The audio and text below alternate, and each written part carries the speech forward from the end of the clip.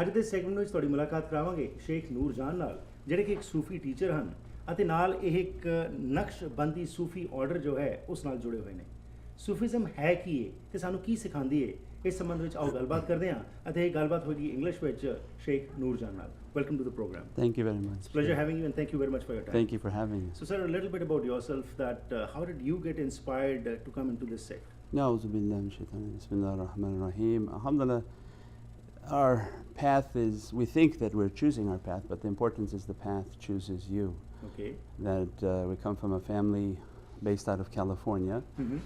and deep into material desires and chasing material desires. But there was always an emptiness within the heart, Mm-hmm. that the material desire wasn't filling. Right. As much as you buy, as much as you achieve, as much as you sort of do from the material world, there was an emptiness. Mm-hmm. So then I guess that becomes the process of seeking. Right. That it's not something from me, it's a gift from the divine that puts within the heart, that seek out, there's something more to this Right. creation than just sort of buying and building and having, and then began to seek out. So we went towards our faith, the Islamic faith, and went to the mosque and prayed with the mosque and kept asking that there has to be something more spiritual, Mm-hmm. that I need something more than just the practices that they were talking about at that time. And so we started to have events at my house. Mm-hmm. I opened up my house and asked people to come and have dinner and to talk and to see what would open from that. Right. And again, the greatness of the divine opened something. That somebody came to one event at the house Mm-hmm. and said, yeah, we have Sufism. Okay. Sufism are the mystic orders, the spiritual orders that focus on you follow your religious path and your religious rules, Mm-hmm. and those rules will sort of build the spiritual reality within the self. Right. Then the Sufi masters come to teach you how to build the power of the soul. Mm-hmm. And so immediately we went to one of their associations, which was a zikr, chanting, like a kirtan, Okay. chanting and praising the divine. It was an energy that I had never felt before. Mm-hmm. Immediately began to sort of cry and to feel the energy, and I felt myself at home Okay. with that energy, with that love. And the way that they were teaching and the way that they were expressing Mm-hmm. was very spiritual. Again, I hadn't heard that before. That Sufi masters and many different masters from many paths, Right. they try to teach an eternal reality Mhm. versus a timed reality. Right. That each prophet has a timed message Mhm. based on who they're with and what are the conditions surrounding them. Right. But they have an eternal message because God has no time.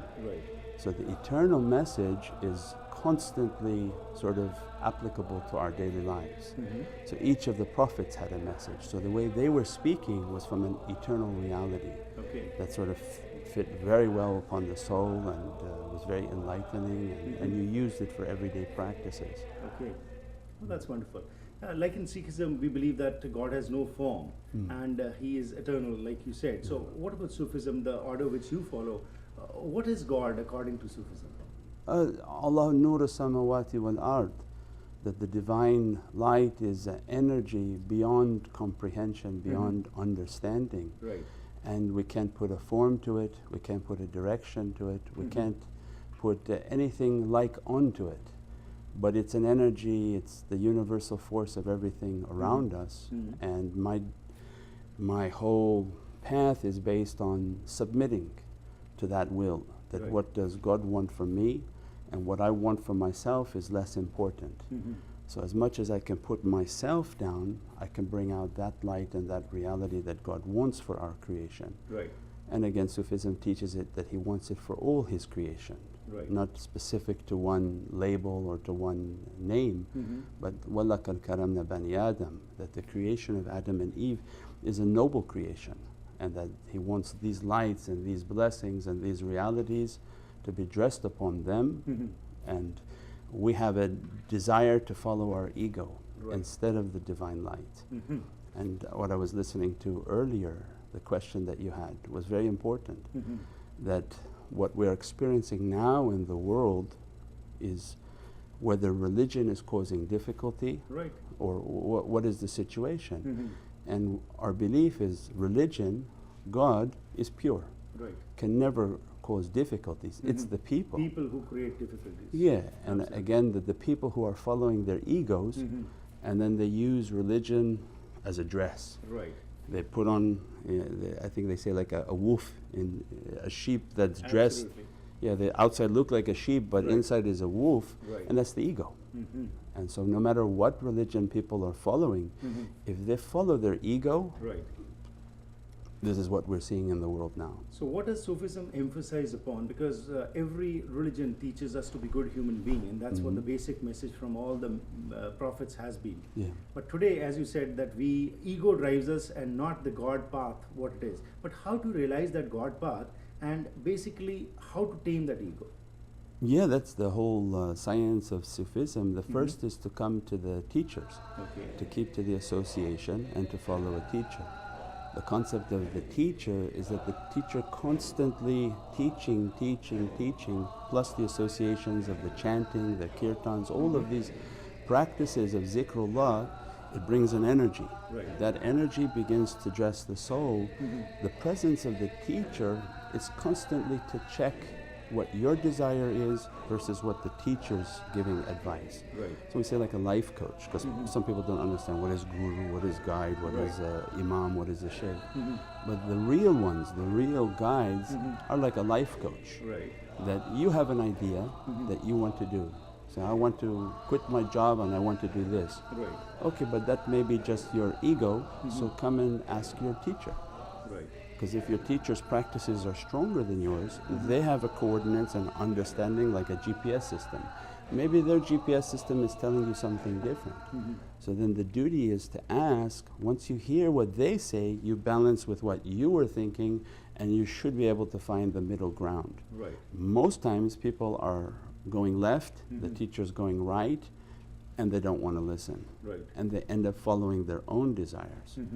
And that becomes the case of society today. Nobody is willing to listen to somebody else. That's right. And Very true, that's very right. But sometimes, Noor Jaanji, what happens is that the teachers or the life coaches whom we are talking about, now they are a medium to pass on that message, what they have from God or whatever form we believe in. But many times it is seen in the world today that those life coaches only become supreme, and though they are using the message of that God, but they become supreme, and then they began to be worshipped in the previous time also and now also. So in Sufism, how is it seen, made sure that that original message which is there, you are just a medium to serve the people?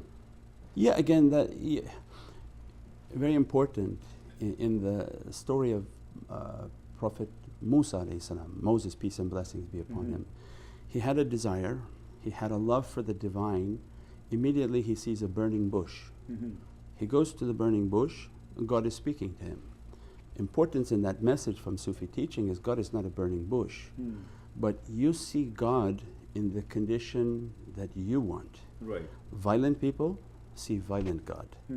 Angry people see angry God. Loving people see a loving God. Based on the condition that we have, we are finding the God of our desires. Right. So then, based on what my desire is, I find the teacher that's really what I want. Right. I want something spiritual. I want something that's going to cleanse me. Right. So I begin to seek. And then somebody asked the teacher that, well, how do you know if you're following a bad teacher?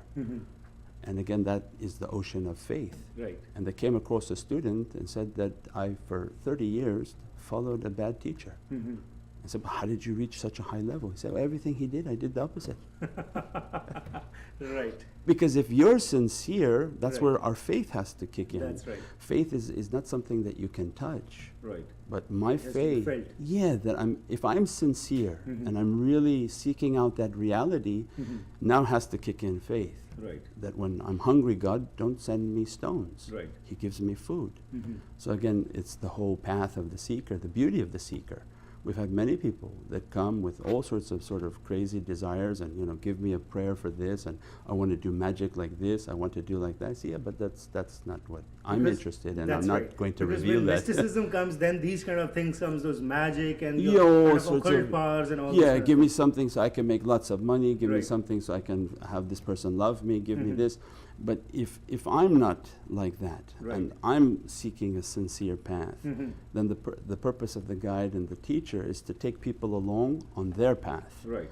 So very much you can sit and observe and say that, you know, like in school they would say, find somebody that you like Mhm. and try to emulate and copy them. Right. So the first objective is that we teach many times is when Right. you see the guru, the teachers and things, you have to look at their whole lives. Mhm. Observe everything about them and say that this is something that I want Right. and I want to copy that.